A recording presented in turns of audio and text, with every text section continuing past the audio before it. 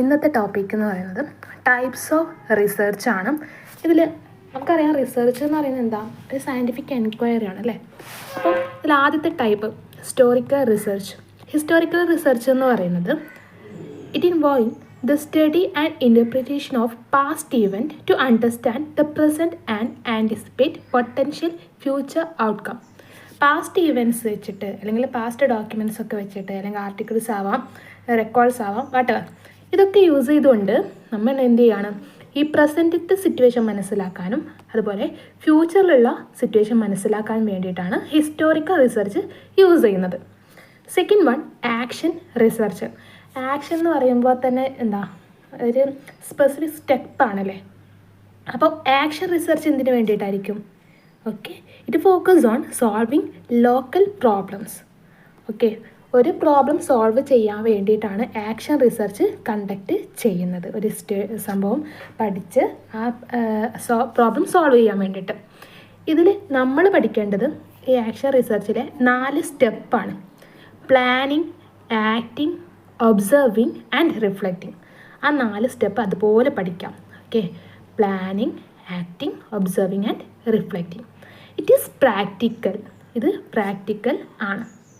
Okay, next survey research. Survey എന്ന് കാണുമ്പോൾ തന്നെ നമുക്കറിയാം ഡാറ്റ ഒക്കെ കളക്ട് ചെയ്യുകയാണ് അല്ലേ. ക്വസ്റ്റ്യൻസ് വഴിയും ഇൻ്റർവ്യൂസൊക്കെ വഴി ഡാറ്റ കളക്ട് ചെയ്തിട്ട് it is used in social science to gather information about attitude, opinion, behaviour and demographic details.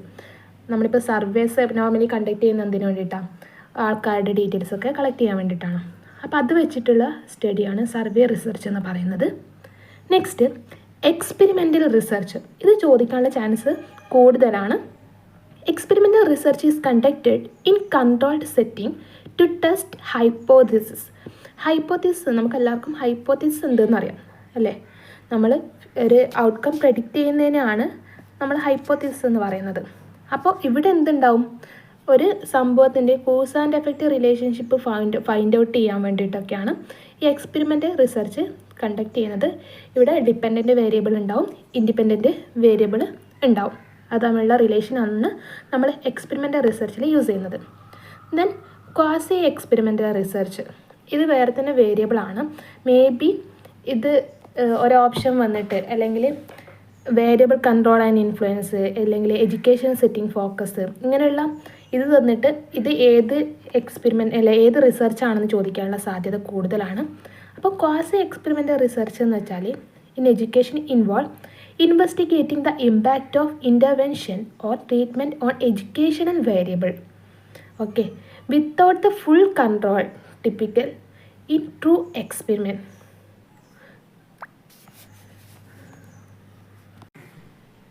Next വരുന്നത് ex post facto research. Ex post facto എന്ന് വെച്ചാൽ എന്താണ്? Post facto. അതായത് research is conducted after the fact. നമുക്കങ്ങനെ ചെയ്യുന്ന സമയത്ത് എന്താ, ഒരു മാനിപ്പുലേഷനൊന്നും നടത്താൻ പറ്റില്ല. ഫോർ എക്സാമ്പിൾ, നമ്മളൊരു ദുരന്തം ഉണ്ടായി കഴിഞ്ഞ ശേഷം അതിനെപ്പറ്റി പഠിക്കുന്നതിനെയാണ് എക്സ്പോസ്റ്റ് ഫാക്ടോ എന്ന് പറയുന്നത്. Then mixed research. Mixed research എന്ന് പറഞ്ഞാൽ qualitative and quantitative research methods use ചെയ്ത് കണ്ടക്ട് ചെയ്യുന്ന റിസർച്ചിനെയാണ് മിക്സഡ് റിസർച്ച് എന്ന് പറയുന്നത്. Then longitudinal research. ഇത് നമ്മളിപ്പോൾ ഒരു ലോങ് ഏരിയയിൽ അല്ലെങ്കിൽ പറയുകയാണെങ്കിൽ ചേഞ്ചസ് ഓവർ ടൈം മനസ്സിലാക്കാൻ വേണ്ടിയിട്ടാണ് നമ്മൾ എന്ത് ചെയ്യുന്നത്, ഇത്തരം റിസർച്ച് കണ്ടക്ട് ചെയ്യുന്നത്.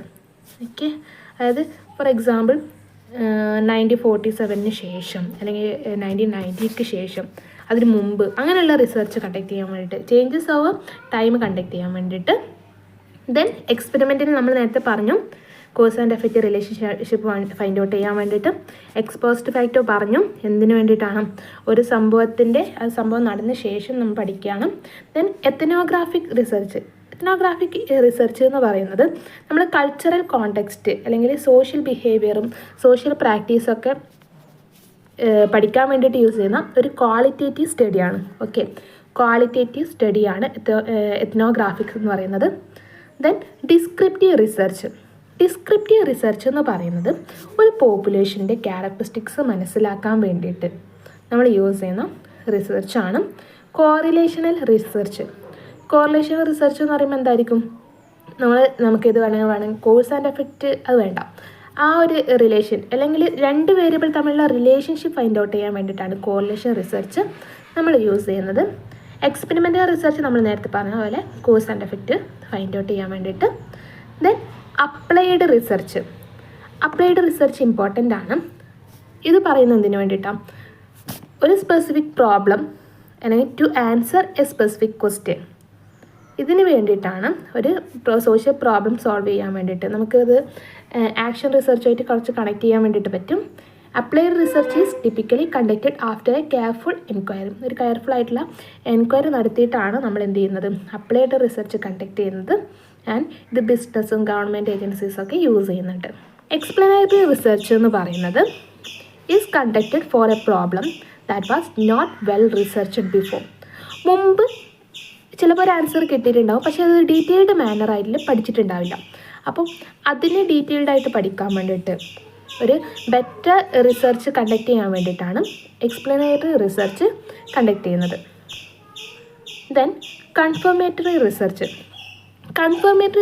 എന്ന് പറയുന്നത് are research that test the validity of already made hypothesis known as a priori hypothesis. ഇവിടെ പ്രയറി ഹൈപ്പോത്തിസിസ് ആ ഒരു സംഭവത്തിൻ്റെ വാലിഡിറ്റി ടെസ്റ്റ് ചെയ്യാൻ വേണ്ടിയിട്ടാണ് കൺഫർമേറ്ററി റിസർച്ച് പഠിക്കുന്നത്. നമ്മൾ നേരത്തെ പറഞ്ഞതിൽ എന്തായിരുന്നു?